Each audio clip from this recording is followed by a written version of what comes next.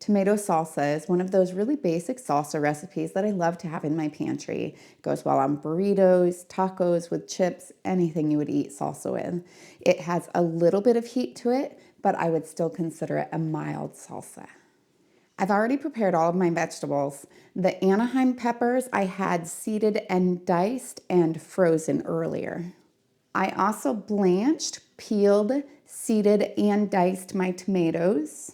I diced my onions, and I chopped up my cilantro. Now I have a big pot, and I'll add my 6 pounds of tomatoes, my 3 onions, my 1.5 cups of cilantro, 1.5 cups of Anaheim peppers. If you liked it to be hotter, you could always just keep the seeds in those peppers. 3/4 of a cup of red wine vinegar, 5 tablespoons of minced garlic, 3 tablespoons of chili powder, 1 tablespoon of salt, and 1/2 teaspoon of chipotle pepper powder. If you don't like spice, you could omit this. I'll then place this on the stove and bring it to a boil, then I'll drop it down to a simmer for 10 minutes. I'll then fill my pint-sized jars up to 1/2 inch of headspace, which is the space from the top of the food to the top of the jar. More of the liquids tend to go down towards the bottom, and so I try to make sure I get the more liquid part of the salsa dispersed evenly. These smell really good. That cilantro is just amazing. I'll then use a plastic or a wooden chopstick to debubble my jars, and this just makes it so that if there's any areas where there's air pockets that are hidden in there, that they'll be released. I wouldn't want to use anything that was metal for doing this because it can scratch the inside of the jars. And now I just go through with a spoon and kind of fine tune them, make sure that they're all at 1/2 inch of headspace.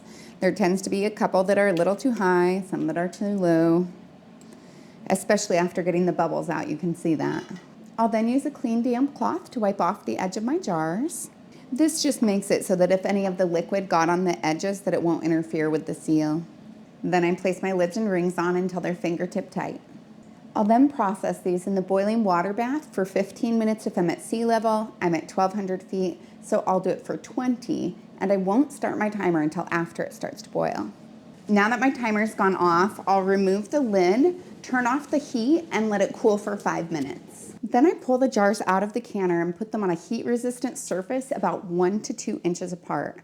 I'll leave them there for 24 hours. After that point, I'll check to see if they're sealed. I know that they're sealed if the center of the lid has depressed down. If they didn't seal, I'll put them in the refrigerator and use them right away.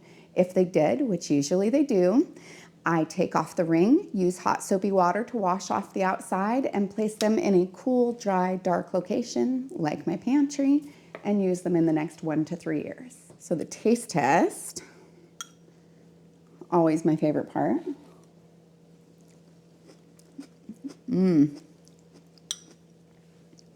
So tomatoey, and then the onions, the garlic, the cilantro, I mean, what's not to like about that? This is a classic salsa.